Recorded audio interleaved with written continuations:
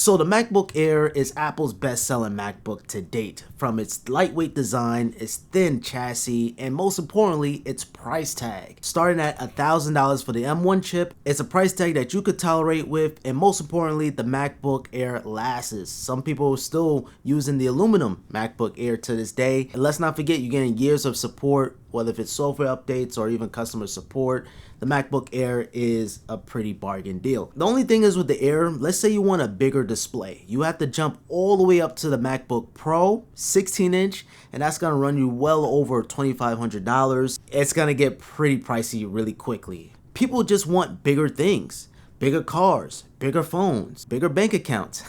Yeah, who doesn't want a big bank account? So today, Apple has fill in the blank and released a 15-inch MacBook Air M2, and I think this is gonna sell like hotcakes. That's gonna start at $1,300. I would say that's a pretty decent price tag, although I recommend checking Best Buy for some potential deals or even certified refurbished. You could probably get a more powerful, maybe a MacBook Pro for that same price at $1,300, but as a retail SMRP price, I think this is pretty compelling. Now that $1,300 price tag seems familiar because it is. Apple has lowered down the price tag for the 13-inch M2, so now that's going to start at $1,100 opposed to $1,300, and Apple is still keeping the good old reliable M1 MacBook Air. This 15-inch MacBook Air is just bigger, so the bigger battery is going to last even longer. You have a larger trackpad, louder speakers, but it is weird that the speaker grills are actually not on the front, so I found that kind of weird. If you go to the Pros, the speakers are on the front, or even the M1, the speakers are on the front too.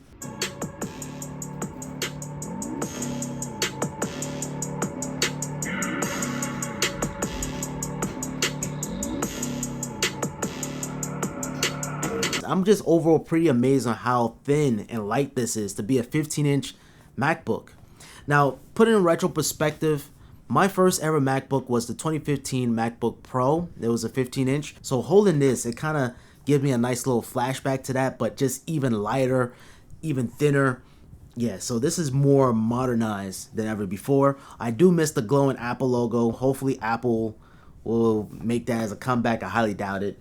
But this is a sleek, beautiful looking machine, and it's offered in the same color options: midnight, starlight, space gray, and silver. But in my opinion, I'm liking the space gray color option because I already have the silver into the 16-inch MacBook Pro. I already reviewed the 13-inch M2 Air, so I highly recommend you guys watch that video. I got that color in midnight, and it was just a fingerprint magnet, so you have to constantly wiping down your MacBook to get the best looking finish. Basically, all my Apple products going forward, I'm trying to move away from the silver because I have a silver MacBook Pro, I have a silver M1 iPad Pro, silver this, silver that, so I'm trying to change things up again. I'm thinking about switching back to space gray, so I might create like a space gray ecosystem. If you're stuck choosing a color, I actually did a color comparison showcasing every single M2 Air color: Starlight, Midnight, Space Gray, and Silver. So I highly encourage you guys to watch that video too as well. I would say majority of the people that's getting this,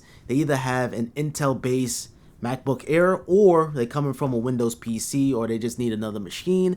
There's no better time to switch to Apple Silicon because every single option now you can buy. So you have the M1 Air that starts at $1,000. I would still say that's a rock solid option, but it has a dated design that maybe some people even have that's trying to get away from this old school design and get into the notch design. And then you have the M2. It's still a fantastic option, although it's a smaller size, so you're getting a smaller battery, smaller trackpad.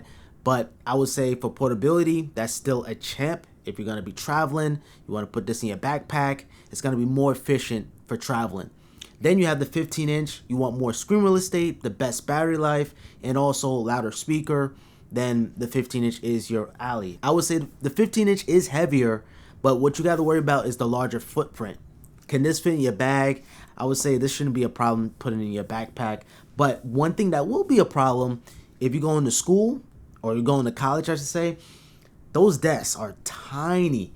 By the time you put this on your desk, it take up the entire desk. So I've been to college. I understand it's going to take up the entire canvas of your workspace on your desk when you go to college. High school is a little different. And even with the MacBook Pro, from the M2 Pro or even the M2 Max, you're still gonna have the latest and greatest M2 processor from Apple. And in terms of performance, it's gonna perform exactly the same like the 13-inch, but since you have a larger chassis, it's gonna keep maybe better airflow. Real world scenario, you're not gonna notice the difference at all.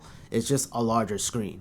And upon doing my testing with the M2 chip, video editing could struggle, but if you edit in something light like 1080p, 4K even, I'm editing 4K, 422, 10-bit. I would say the 15-inch MacBook Pro is for most people. Bigger screen, bigger battery, bigger trackpad, can't go wrong. The only thing is maybe the size, it may not fit your needs, but this is still a fantastic machine. So yeah, so this video is a wrap. Let me know down in the comments down below if you have any questions or concerns with the 15-inch M2 MacBook Air. I don't know why I just said the whole name, but thank you guys so much for watching. Thumbs up the video, subscribe if you're new around here with notifications on, and other than that, it's your boy Pops, and I catch you guys all on the next video. Peace.